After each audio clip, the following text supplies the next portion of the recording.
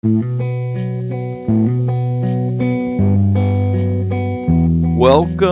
to Cut Daisies and Unicorns, and this is a trailer Friday / sometime Saturday edition so that we can let you know of everything that's going to happen on Sunday's full episode. Look at the screen right now. We're stuck in between. That's kind of like the shot that was on the recent when we put it out there. It was kind of that blend. It's kind of cool. Yeah, I started doing that. I can catch it where I get to in the editing software. You get to pick your thumbnail. Well, and it's like I can stop the cursor as the fader's going through because it's frame by frame, and I can save the frame, and from that frame then I create a JPEG that ends up being that. Yeah, and so I did it when we did our last live. I really like that effect. Yeah. And I mean, like, people get a static animation of us, and so, I'm just like, mess that up. I haven't gotten a real good one with us doing if I go here, yeah, we should have you in the middle too. Yeah, well, I mean, and I have it saved. Oh, I have it saved like that, and I need to. What I found is that usually when I'm doing that and I'm trying to push buttons, I'm like looking. You see my eyes, looking down that way, and I'm like this and stuff like that. So what I should do is I've got us queued up. Oh, go back, come back. And go back. I'm going to change the time. Watch how long this takes. Yeah. I'm going to look at the camera. Uh-huh. Be like, oh, yeah. Yeah, so for the people on the audio right now, they have no idea what's happening. But I'm just flipping back and forth we're to different shots, everybody. Taking a look. You get to look at Steve, and then you get to look at Phil, and then you get to look at us both, and we're both right here. Hey, welcome to the trailer. Right. We're just what a trailer. Flipping pens. We're we hold off to do the trailer so we can know what to talk about. Right. But always do the trailer last. But my head hurts. Yeah. Just from thinking through all the things that were brought to the front. We did bring up a lot of things. It's not as outlandish as anything that we've done before. No. And so hopefully we go slow enough and at a good pace where you can write down some notes and you can do some research on your own. But then we got into the psychology of conspiracy. Yeah. It was good. I appreciate your research on that. Right. I mean, I think it's fascinating, like work on that end, because there's social psychologists, which are different than just the psychologists who are there to, as they call them, shrinks. Which ones can I get drugs from? I believe... Isn't that psychiatrist? Psychiatrist, yeah. And by drugs, I just meant that the legal kind. Sometimes there's times when that would be appropriate, and I didn't know. Right. Yeah.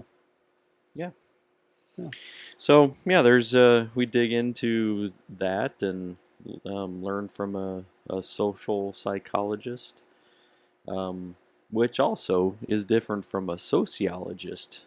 So it sounds very similar. Like, sociologists are studying society. Yeah. Right? They're studying the things that are happening before us. Yeah. But a social psychology says that there's something working in the mental area behind the background, like that's also playing out in society.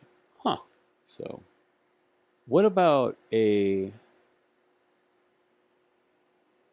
that's not going to work.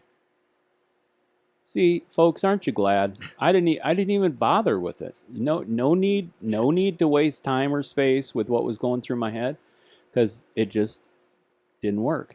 Right.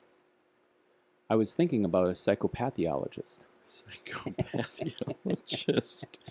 All right. Yeah. There could be those versus too. A sociopath theologist. Mm. Both are people who don't feel. I don't think. Right. Sociopaths do not. Yeah. The lack of emotion over death and taking the life of another. Man, that got dark real quick. It did. We just jumped into the realm of the. Close your eyes, everybody, and open them back up. And I bring to the forefront Daisy the unicorn and all of the warm fuzzies that come with giving Daisy a hug. There, don't even think about what I was just talking about. Daisy's doing a little back kick dance. All right. Boom, ba, ba, ba, ba. All right. Well, we really hope that your Friday is a reflection of a good week past and that you're looking forward to. We've got a holiday weekend coming up. We do. I've been in more trouble on holiday weekends than I care to even admit. Yeah, but it gives people the freedom on a Labor Day to go through a Fringe episode of Cut Daisies and Unicorns. Oh, man. Send us all your pictures gathered around the kitchen table with whatever meal that you're going to partake in. I don't even know what I'm having for lunch. Yeah, me either. Yeah. I don't even, so, because there's like holidays that there's a certain like 4th of July. Typical like burgers, food, brats, and burgers, brats, right? So Yeah. what do you do for a Labor Day weekend? I mean, is it still the same thing? You're Memorial out Day cooking? is usually about getting ready for spring and summer. Right. You know, like usually it's task in hand. Mhm. You know, we're memorializing, but you know, it seems to be laborious. Right. At least it has to me in the past. Mhm. At least this year it was. Right. Yeah. And then Labor Day, well, it's everybody just, it's kind of like the last regroup before we just give in to the fall. Right. Yeah. But I think that's it. I think it's The other one's shutting it down, getting ready for summer. The other one's ramping it up, getting ready for winter. Yeah. Or Yeah. shutting it down and getting ready. I don't know. I don't know. Fall cleaning shall ensue. Mm-hmm. And are you an organizer? No. No. I mean, I like things organized, but it doesn't always look, so like organized in my head, like sometimes my desk isn't clean, but to me, I know where everything is. Yeah. So I guess that's a piece of organization. It just may not look to other people as organized. Does that make sense? Having an acute awareness of your surroundings does not mean you're organized. Right. Yeah. I'd fall probably into that category. Yeah. Then if we were like to dig through and stuff like that, I've oftentimes gone back to that because of the chaos in my life that I've lived through, mm-hmm. that I have also wondered if I'm not like that is also my comfort. So then usually I have to have something chaotic within a room to be able to feel comfortable in it. Looking deep under the hood on that one. That is.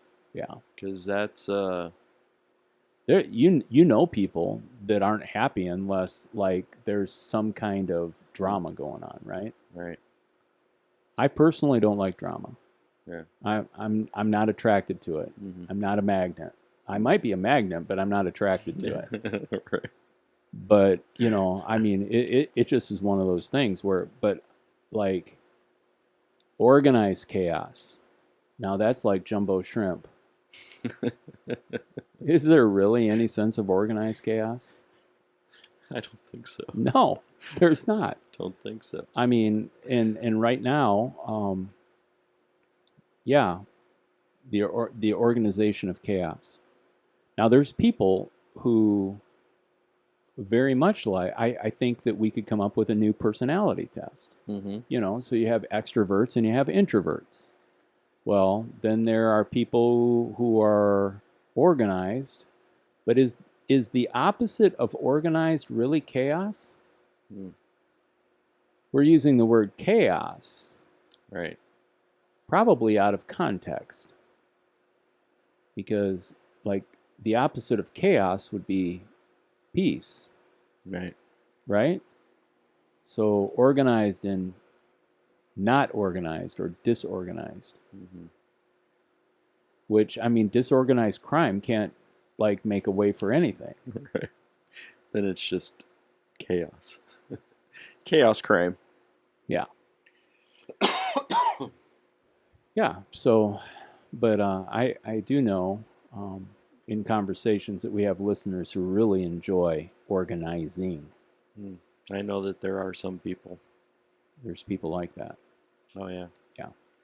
Yeah, I mean, I guess there's whole like livelihoods based on organization. Actually, Kathy Kramer Hmm. and Kramer Designs, Mm-hmm. she helps people organize their closets and kitchens and all that stuff. See? Look at that. I'm looking for a really good spice rack. I picked up a really good one. It was a 3-tier made out of bamboo from Aldi. Yeah. About 3 years ago. When I moved to Chicago, I left it in the house in Des Moines. Why didn't you bring it with you? Well, because I left the spices. Oh. You know. So, I mean, I wasn't going to take the spice rack. I left the spices so Micah could be able to keep cooking. Yeah. In the spirit. Did he? All the cobalness. Oh yeah. Yeah, for sure. Yeah.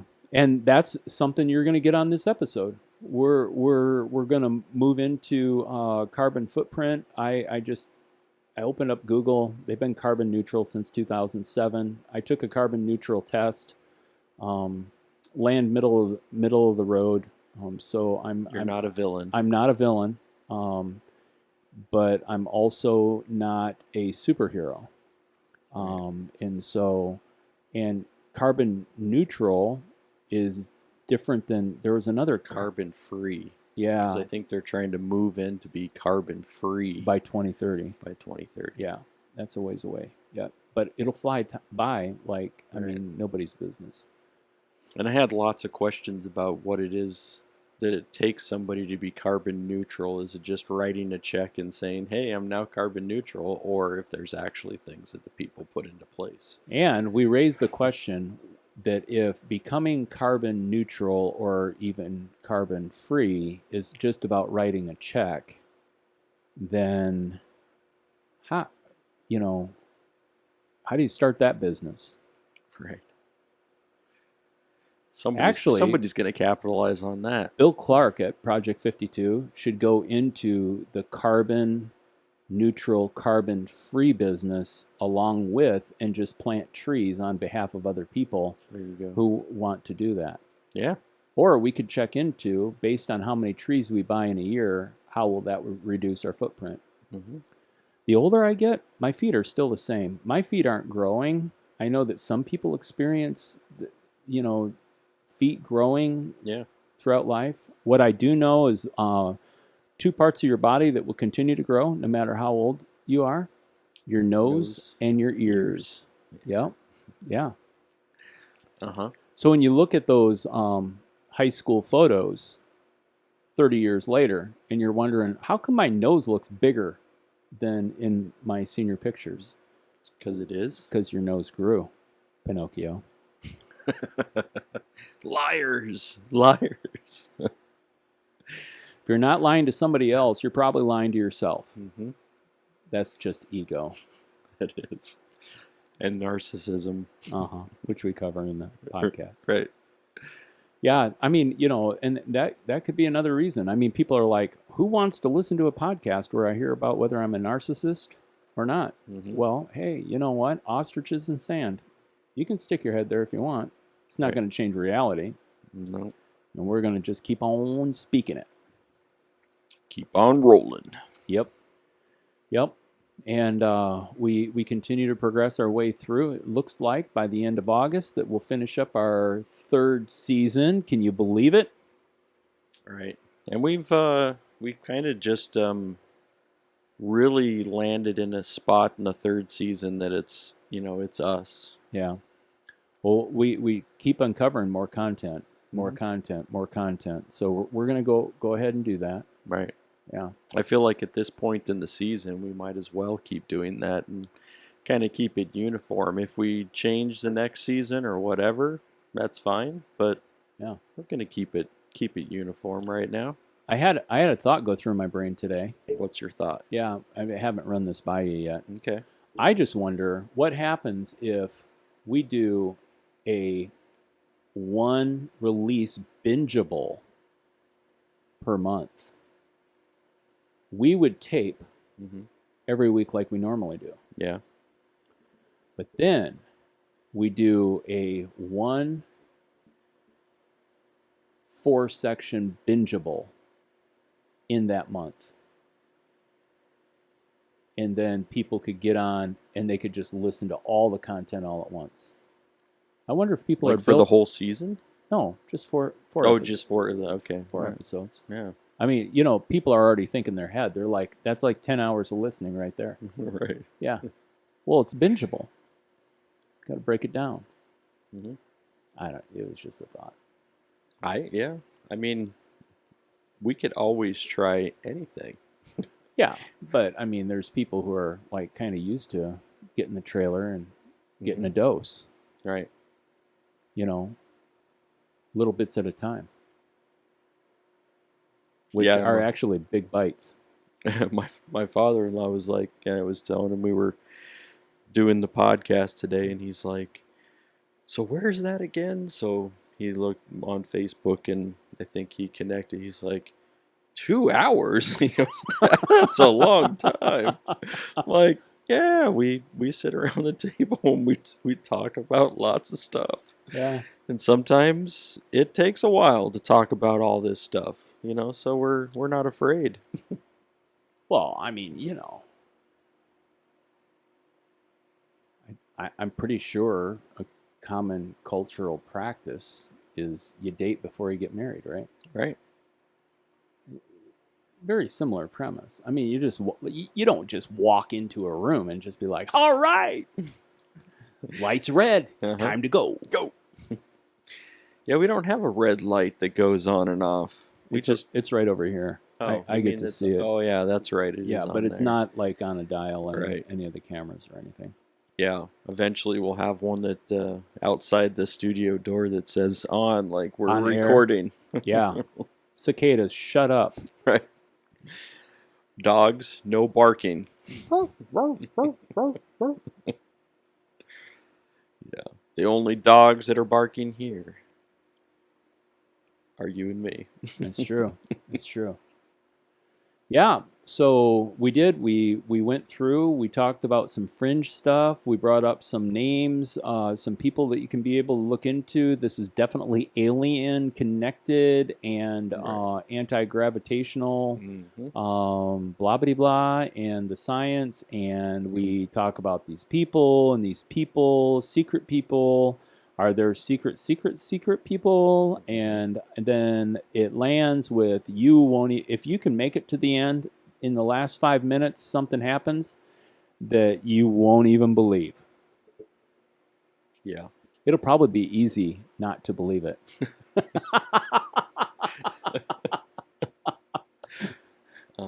Really?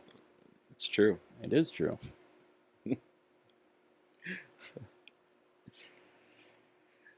Oh yeah, so there's that whole thing, and I mean, and we're also looking forward to, we put the call out there for anybody who's in a secret society, that we'd like to have a conversation, not on air, and we'll keep it secret.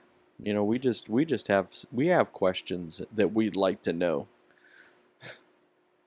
and that has to do with our need to feel safe and secure. Right. It is. Yep. So it goes back to the felt needs. Felt needs. We all like to be safe and secure. We also like to dig into knowledge. We like to have knowledge. We like to have wisdom that nobody else has. Well, but if we're going to get it from somewhere, somebody else has it somewhere. That's true. Yeah. But apparently other people are really good at keeping it a secret. Right. Yeah, but I feel like except if we told somebody that we're going to keep it a secret still. I felt like it, but if we have knowledge, we like to share. Which is a reason why somebody who has a secret that they could tell us about probably wouldn't talk to us about it, because we'd tell other people about it. Right, but this is the reason why I say unless they're, unless we have something that we're saying we're going to keep this confidential because you're telling us to keep it confidential. I think that we would keep things in that way. Like we're not just like secret tellers just for the sake of busting secrets. Oh no, no, no, no. And I have a just like if I have an integrity about something, if somebody tells me, "Hey, this is in confidence," I'm not going to tell anybody. Right. So we still have barriers. Like there are people who can't keep secrets. It's true. Right. I mean, they have a hard time keeping anything confidential. Reminds me of that song back in the day. Heard it from a friend who heard it from a friend who heard it from a friend you were messing around. Uh-huh. And we're not keeping that secret. Or, talk is cheap when the story's good. Mm-hmm. Yeah, that one too. Yeah. Yeah. Hey, have you had any like songs that have just been plaguing your mind? That's a good question. I have been tripping over Rocket Man. Like the lyrical content, or Oh, I just think that, the way Elton starts that song out and talking about like he's got a plane ride starting at 9 a.m., like 0900 or 09 in the morning, and yeah, he's going to be high as a kite and, and right. stuff. Yeah. I don't know. Yeah. I was still doing some summer concert series stuff on the 5 Minutes with Phil. Oh, yeah. And there's been a couple of them that I like didn't realize. I mean, there was a Black Sabbath song. Yeah. That they actually, are speaking to their metalhead, kind of following, and they're like, "Are you afraid to let people know that you believe in God?" Huh. I mean, so even though like a lot of people pigeonholed them as like Satanists and all kinds of stuff, and there's some reason for them, lobbying those things at them, but their drummer had been like, "No, like." We believe in God. Huh. And so there was that one. I think Patti Smith has a song that she had, I brought in there. Who was the other? I did the Clash, the punk band, 1980. That they were faced with something. It was the L.A. earthquake in the 1980. And it was from that they wrote this song based on like, hey, we like this could mean the end of the world. What's that going to mean for us and for humanity? And so there's some of those that I'm like, I didn't even realize that those existed. Wow. I mean, like from them. So, yeah. Huh.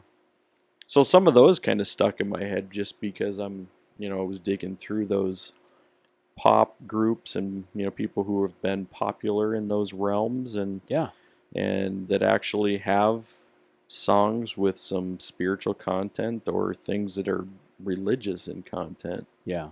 So I've been fascinated by some of those. Nice. Yeah. Yeah, I was just trying to think. I think pretty much listening to I watched that Elton John movie again. Yeah. And so got Elton in my heart. And then again we cross reference to Brandy Carlisle, that they're such good friends. It's kind of cool. What about you guys? Are you guys out there? Are you listening to any music that you're like, oh my gosh, guys, you got to be listening to this? Put it in the comment section, and we'll pick that up next week and listen to some tunes based on the listeners and everything going on. It reminded me. So this past week, I went to something that I probably wouldn't have gone to like on my own. So my daughter Caitlin was like, "Hey, Halsey's putting out her new album. Her new album's called If I Can't Have Love, I Want Power." And she put together an hour film Huh. that was based on the like almost like this, almost like a musical experience, but it was a film kind of set in the medieval age, Yeah. and it just kind of lots of visual content there that was Hmm. a little bit different. But it was kind of then had some of her songs from the new album that were kind of playing through it. Yeah. It kind of reminded me, if you ever saw Pink Floyd's The Wall, Okay. which that's also an album, but they put together a movie called The Wall as well. That it kind of was that same idea. It was kind of like, we're going to take some of this musical content and build it into some visual, Yeah. like, storytelling. Huh. So it was interesting. I mean, Halsey's a creative, but she worked with Trent Reznor on it. So Trent Reznor, who's Nine Inch Nails, Okay. and he was kind of helping her with the production. Wow. Yeah. And so did you go to the theater to see it? We did. Okay. Yeah. All right. So Caitlin's like, I don't want to go by myself. Do you want to go? I'm like, yeah, whatever, sure. I mean, Nice. yeah. So it was like an hour out at the night, and Yeah. we went and checked it out. So that was an interesting kind of, she really loves Halsey, so she has some some music that's catchy, Yeah. but she also doesn't mind being edgy. Yeah. But yeah. So that was another one that just reminded me this week. Yeah. That there's people who are trying to visually, tell a story, Yeah. through their music, but then actually she put together an actual movie from it. So The creativity right, visual experience just keeps on unfolding. Mm-hmm. Yeah. Yeah, but I'd be happy to hear about what you guys are out there, what you're digging into. I mean, music's been another one of those themes on the podcast, and so it's always good to be able to hear what other people are digging into as well. Yeah, I was just thinking about on the drive in today. I heard the new Tom Petty release, and so since Tom Petty's death, now they've remastered or they've mastered some of the stuff that he's had in the vault, and so there's 2 Tom Petty songs that are out there, and yeah, it's just interesting because when the chords started playing with the strumming pattern, I'm like, there's something vaguely familiar about this. And then I heard the voice, and then that is one thing that on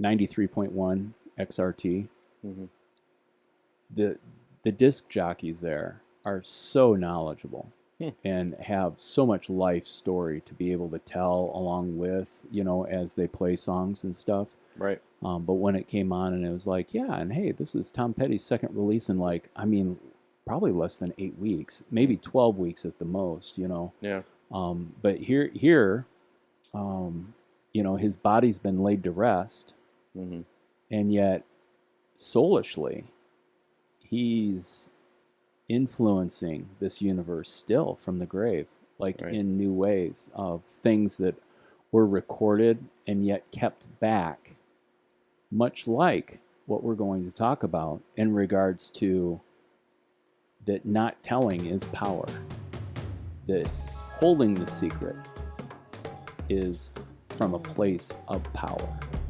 And people who have the secrets, who don't share the secrets, are people who have power. Yeah, interesting that you brought that up. I was trying to. There was somebody. There was recently an artist, Anderson Paak, who tattooed on his arm, basically, don't release any of my music that I've kept in a vault after I'm dead. I mean, and it's funny that he tattooed himself with it. I mean, like almost like this legal statement of like, right, it hasn't been released because I didn't want it released. Yeah. Don't try to release it. That You was know, the and thought that that's went through my mind. right. I was like, I wonder what Tom Petty's family feels about in regard, or is it like the Tom Petty band that gets a say in, you know, how things are mastered and how it's mixed and stuff like that? And, Mhm. you know, it's not like the guy doesn't have a lack for royalties still flowing in and going to the family and, you know, with the settling of the will and all that stuff. Yeah. And so, yeah. Yeah, so his tattoo says, "When I'm gone, please don't release any posthumous albums or songs with my name attached. Those were just demos and never intended to be heard." Yeah. So it's funny. I mean, it just kind of like, I mean, usually that would be something you'd probably put in like a last will and testament, or in some kind of structure upon your death, like this music that is unreleased stays unreleased. I don't know, but Yeah. I wonder if you're going back to, I mean, if you could talk to Tom Petty and say, hey, you know, we released 2 albums after you died. Like, are you cool with that? Like, Yeah. you know, the thoughts on what happens, you know, after death with people's music. Yeah, Yeah. I don't know. It's an interesting concept. it is. From the point of origin to the point of release, when the person who created it did not intend for it, is it really something that should happen? Yeah. I don't know. All right. Yeah. Well, Something to think about. it gives you a little bit, a little bit, a little bit, and a little bit more. So happy Friday, or whenever you get this stuff. Yep. It should be on Friday. Have a great Labor Day weekend. Or labor over having a great day. Yeah. Take care, everybody. Peace.